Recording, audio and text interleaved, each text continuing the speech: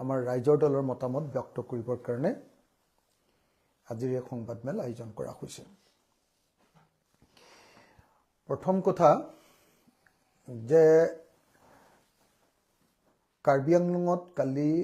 যি হিংসাত্মক ঘটনা সংঘটিত হ'ল আৰু আজিও যি ধৰণে দুটা জনগোষ্ঠী ৰাইজৰ মাজত প্ৰবল এক উত্তেজনাময় পৰিৱেশ সৃষ্টি হৈ আছে, সেই ঘটনাৰ পাছত মই ৰাইজৰ দলৰ সভাপতি হিচাপে কাৰ্বি আংলঙৰ সকলো জনগোষ্ঠীকে আইন শৃংখলা ভংগ নকৰিবৰ কাৰণে, শান্তি সম্প্ৰীতি বজাই ৰাখিবৰ কাৰণে আহ্বান জনাই এই সংবাদমেলখন আয়োজন কৰিছোঁ। কালি গোটেই ৰাতিটোৱে আচলতে আমাৰ টোপনি ক্ষতি হৈছে, কাৰণ কালি ৰাতি যিবিলাক ঘটনা সংঘটিত হৈছে সেই সকলোবিলাক ঘটনা সংঘটিত হৈ থকাৰ সময়খিনিতে বিভিন্নজন মানুহে আমালৈ বিভিন্ন ধৰণৰ খা খবৰবিলাক দি আছে যে এনেকুৱা হৈছে তেনেকুৱা হৈছে,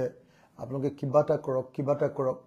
সেইকাৰণে যোৱা ৰাতি প্ৰায় 1-1.5 মান বজাত মই অসমৰ মুখ্যমন্ত্ৰী হিমন্ত বিশ্ব শৰ্মা ডাঙৰীয়া, অসমৰ চিফ ছেক্ৰেটাৰী ৰবি কুটা ডাঙৰীয়া আৰু অসমৰ ডিজিপি হৰমিত সিং ডাঙৰীয়ালৈ কালি ৰাতি 1-1.5 মান বজাতে স্মাৰকপত্ৰ প্ৰেৰণ কৰিছোঁ।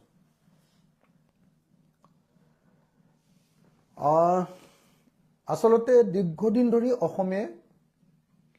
এক শান্তিৰ পৰিৱেশৰ মাজত অসমীয়া মানুহে বসবাস কৰিবলৈ আৰম্ভ কৰিছিলে, কিন্তু শেহতীয়াকৈ কাৰ্বি আংলঙত কালি সংঘটিত হোৱা ঘটনাটোৰ জৰিয়তে দুৰ্ভাগ্যজনকভাৱে আকৌ অসমত গোষ্ঠী সংঘাতৰ দীঘলীয়া যি ইতিহাস, গোষ্ঠী সংঘাতৰ দীঘলীয়া যিটো অসমত পৰিৱেশ আছিলে সেই পৰিৱেশটো পুনৰ সোঁৱৰাই দিছে। কালি অসম পুলিচৰ যি দুৰ্বলতা আৰু সকলোবিলাক খা খবৰ থকাৰ পাছতো কালি যি ধৰণে গোটেই ঘটনাবিলাক সংঘটিত হ'বলৈ পালে, আচলতে এইটোৱে প্ৰমাণ কৰে যে অসমত পুলিচ বাহিনীৰ কোনো কাম নাই। অসমৰ গৃহ বিভাগ কালি সম্পূৰ্ণৰূপে ব্যৰ্থ হৈছে। আচলতে কালিৰ যিটো ঘটনা সংঘটিত হ'ল, এই ঘটনাটো হ'ল অসমত দীৰ্ঘদিনীয়া বিজেপি চৰকাৰৰ দিনত চলাই অহা যি স্বৈৰতান্ত্ৰিক আচৰণ, প্ৰশাসন, পুলিচ, গৃহ বিভাগৰ যি স্বৈৰতান্ত্ৰিক আচৰণ, সেই স্বৈৰতান্ত্ৰিক আচৰণৰ ফলতে কালি এই ঘটনাটো ঘটিবলৈ পালে। কাৰ্বি আংলঙত মাত্ৰ 11-12 জন ল'ৰাইহে পিজিআৰ আৰু ভিজিআৰ ভূমিৰ পৰা উচ্ছেদ কৰিবৰ কাৰণে দাবী উত্থাপন কৰি আছিলে। তেওঁলোকৰ প্ৰতি তাত বহুত বৃহৎ সংখ্যক মানুহেও নহয়, কিছু সংখ্যক মানুহেহে আমি সমৰ্থন কৰি তাত যোগদান কৰাটো দেখিবলৈ পাইছিলোঁ। এটা শান্তিপূৰ্ণ আৰু সম্পূৰ্ণ গণতান্ত্ৰিক আন্দোলন, সেই আন্দোলনটোক ৰাতি 3 বজাত অসম পুলিচে যি ধৰণে ভংগ কৰি দিলে, সেই ভংগ কৰাৰ ফলস্বৰূপে, অগণতান্ত্ৰিকভাৱে কৰা ভংগৰ ফলস্বৰূপে কাৰ্বি আংলঙত এই পৰিস্থিতিৰ উদ্ভৱ হ'ল। 11-12 জন ল'ৰাই, ডেকা ল'ৰাই সম্পূৰ্ণ গণতান্ত্ৰিক পদ্ধতিৰে আজি 11-12 দিন ধৰি তাত অনশন কৰি আছে। কিন্তু অসম পুলিচে গৈ, মোৰ ওচৰত থকা ভিডিঅ' অনুসৰি অসম পুলিচে গৈ সেই যুৱকসকলক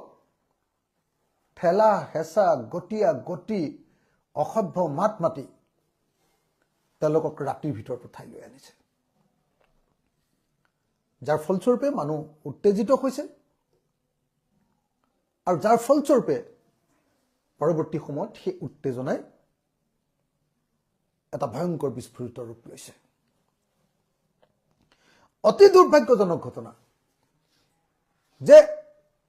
12-13 দিন অনশনত বহি আছে, অথচ অনশন কৰা ঠাইৰ পৰা মাত্ৰ 12 কিলোমিটাৰ দূৰত কাৰ্বি আংলং স্বায়ত্তশাসিত পৰিষদৰ CEM জনে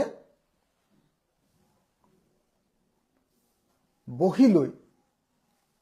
তাত আপোনাৰ মন কি বাত অনুষ্ঠান আয়োজন কৰিছে, অথচ আন্দোলনকাৰী ৰাইজৰ মাজলৈ, আন্দোলনকাৰী যুৱকসকলৰ মাজলৈ এবাৰ যোৱা নাই। আৰু আন্দোলনকাৰী যুৱকসকলৰ মাজলৈ নগৈ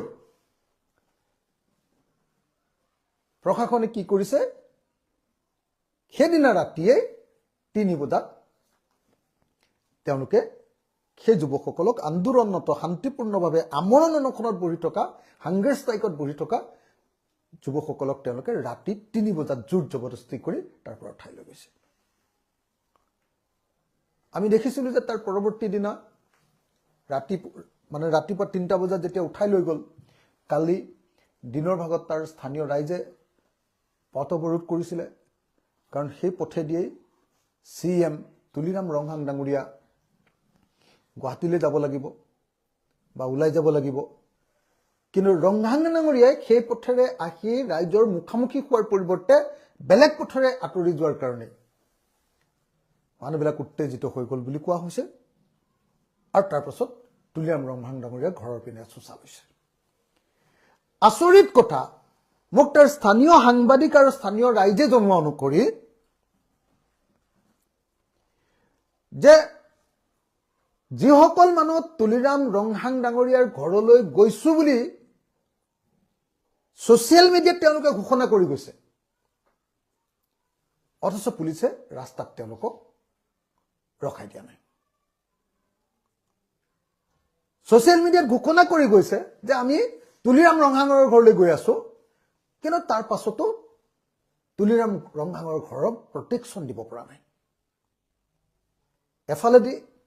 শান্তিপূৰ্ণ গণতান্ত্ৰিক আন্দোলনকাৰীৰ ওপৰত পুলিচৰ বৰ্বৰ অত্যাচাৰ, আৰু আনফালেদি পুলিচে CEM জনৰ অৰ্থাৎ কাৰ্বি আংলং স্বায়ত্তশাসিত পৰিষদৰ মুখ্য মানুহজনৰ ঘৰটোকে তেওঁলোকে নিৰাপত্তা প্ৰদান কৰিব পৰা নাই। এফালেদি আন্দোলনকাৰী মানুহবিলাকৰ প্ৰতি অপব্যৱহাৰ, আৰু আনফালে নিজৰ চৰকাৰৰ মুৰব্বীজনক সুৰক্ষিত কৰিব নোৱাৰাৰ এই দুৰ্বলতাৰ কাৰণে আমি দেখিছো যে এই ঘটনা সংঘটিত হ'ল। আমি যুগ যুগান্তৰ দেখি আহিছো যে মানুহে যেতিয়া এনেকে আন্দোলন কৰে, তেতিয়া বিজেপি চৰকাৰখনে সদায় আন্দোলনকাৰীৰ লগত আলোচনা নকৰি এনেকে জোৰ জবৰদস্তি অনশনৰ পৰা মানুহ উঠাই লৈ গুচি যায়। কিন্তু যেহেতু কাৰ্বি আংলঙৰ সেইটো ট্ৰাইবেল ছ'চাইটি, আৰু তেওঁলোকৰ কিবা এটা ঘটনা ঘটিলে গোটেই মানুহখিনি একেলগতে ওলাই আহে, তাৰ ফলস্বৰূপে এই দুৰ্ঘটনা সংঘটিত হ'বলৈ পালে। কালি যিবিলাক দেখিলো, যে কালিতো মোটামুটি ধৰণে আমি দেখিবলৈ পালো যে কালি খেৰণী বজাৰখন প্ৰায় বেছিভাগ অংশই কোনোবা দুষ্কৃতিকাৰীয়ে জ্বলাই দিছে। আৰু দুষ্কৃতিকাৰীয়ে খেৰণীৰ যেতিয়া বজাৰখন জ্বলাই দিছে, তেতিয়া কিন্তু পুলিচে সেই দুষ্কৃতিকাৰীসকলক প্ৰতিৰোধ কৰিবৰ কাৰণে তেওঁলোকে যাতে সেইটো কৰিব নোৱাৰে তাৰ কাৰণে কোনো ব্যৱস্থা গ্ৰহণ কৰা নাই। জুই জ্বলোৱাৰ পাছতে পুলিচে তাত টহল দিছে। মোৰ ওচৰত যিবিলাক ভিডিঅ' আছে তাত একদম পাব্লিকে, ৰাইজে অতি স্পষ্টভাৱে পুলিচক গালি দিছে, অতি স্পষ্টভাৱে তাত পুলিচক গালি দিছে যে তোমালোকে যেতিয়া ঘৰ জ্বলাবলৈ মানুহ আহিছিলে তেতিয়া তোমালোকে কিয় আমাক প্ৰটেকশ্যন নিদিলা। আৰু তাৰপিছত মই নিজে ভিজুৱেলটো দেখিছো যে বহু সময়ৰ পাছত ঘৰবিলাক জ্বলি মোটামুটি কিছুমান ঘৰ শেষ হৈ গৈছে, দোকানবিলাক। বহু সময়ৰ পাছত ফায়াৰ ব্ৰিগেড আহিছে, কিন্তু ফায়াৰ ব্ৰিগেড আহি 5 মিনিটমান পানী মাৰোতে ফায়াৰ ব্ৰিগেডৰ পানী নাইকিয়া হৈ গৈছে।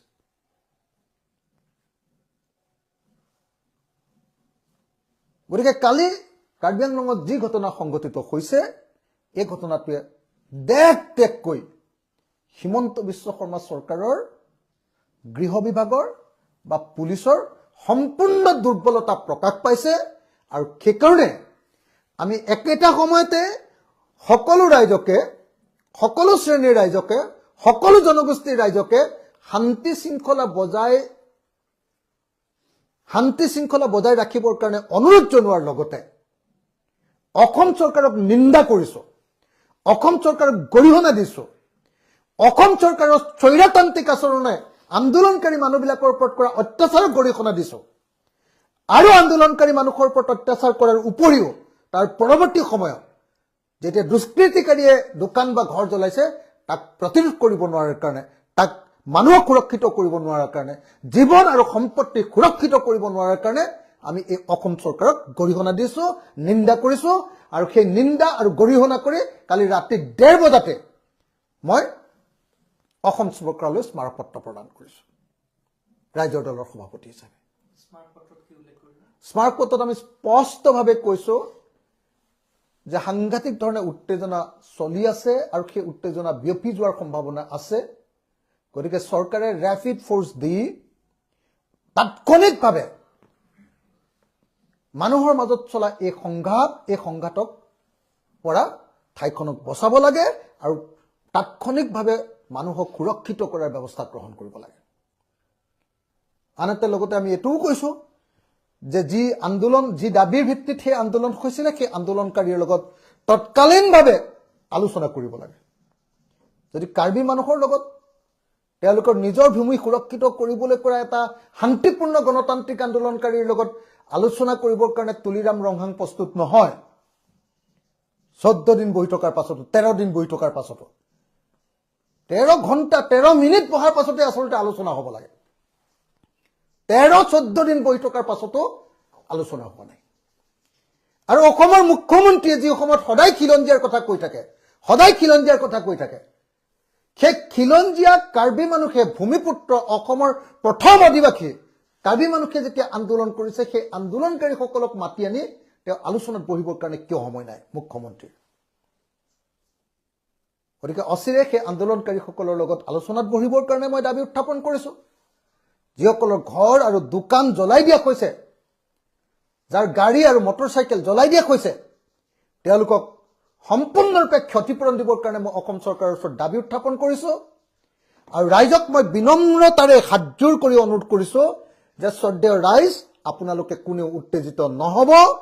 আমি জাতি আৰু জাতিৰ মাজত কাজিয়া লগাৰ জৰিয়তে সংঘাত লগাৰ জৰিয়তে কেতিয়াও কোনো সমস্যাৰ সমাধান নহয় আমাৰ যি আন্দোলন সেই আন্দোলন চৰকাৰৰ বিৰুদ্ধে হ'ব লাগে আৰু চৰকাৰক বাধ্য কৰি আমাৰ যি দাবী আছে সেই দাবী পূৰণ কৰিবৰ কাৰণে চেষ্টা কৰিব লাগে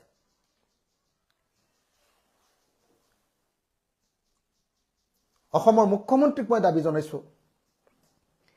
তৎকালীনভাৱে কাৰ্বি আংলঙৰ এই গোষ্ঠী সংঘাত বন্ধ কৰিব লাগে দীৰ্ঘদিন ধৰি আমি বিটিএডিত সেই বিটিসি এলেকাত এনেকুৱা ধৰণৰ সংঘাত বহুত দেখিলো অসমৰ বিভিন্ন ঠাইত এনেকুৱা ধৰণৰ সংঘাত অনেক দেখিলো আৰু অনেক সংঘাত শেষ হৈ যোৱাৰ পাছত অসমখন শান্তিপূৰ্ণ হৈছিল আকৌ হিমন্ত বিশ্ব শৰ্মাৰ হঠকাৰিতাৰ কাৰণে আকৌ হিমন্ত বিশ্ব শৰ্মাৰ দুৰ্বলতাৰ কাৰণে আকৌ হিমন্ত বিশ্ব শৰ্মাৰ স্বেচ্ছাচাৰী মনোভাৱৰ কাৰণে আৰু অসমৰ জনগণৰ প্ৰতি সন্মান প্ৰদৰ্শন নকৰাৰ কাৰণে পুনৰ এনেকুৱা গোষ্ঠী সংঘাতৰ পৰিৱেশ গঢ়ি উঠিছে আৰু এই পৰিৱেশ কলিতে নাইকিয়া কৰিবৰ কাৰণে মই চৰকাৰক দাবী উত্থাপন কৰিছো এই চৰকাৰৰ ব্যৰ্থতা আৰু এই ব্যৰ্থতা সৰু সুৰা ব্যৰ্থতা নহয় মই ভাবো যে এনেকুৱা ডাঙৰ ব্যৰ্থতাৰ পাছত অসমৰ মুখ্যমন্ত্ৰীয়ে গৃহমন্ত্ৰী হিচাপে পদত্যাগ কৰিব লাগে মই অসমৰ মুখ্যমন্ত্ৰীক গৃহমন্ত্ৰী পদৰ পৰা পদত্যাগ কৰিবৰ কাৰণে দাবী উত্থাপন কৰিছো কালি আৰু আজি কাৰ্বি আংলঙত লগত হোৱা ঘটনাৰ কাৰণে মই অসমৰ মুখ্যমন্ত্ৰীক গৃহমন্ত্ৰী পদৰ পৰা পদত্যাগ কৰিবৰ কাৰণে দাবী উত্থাপন কৰিছো ধন্যবাদ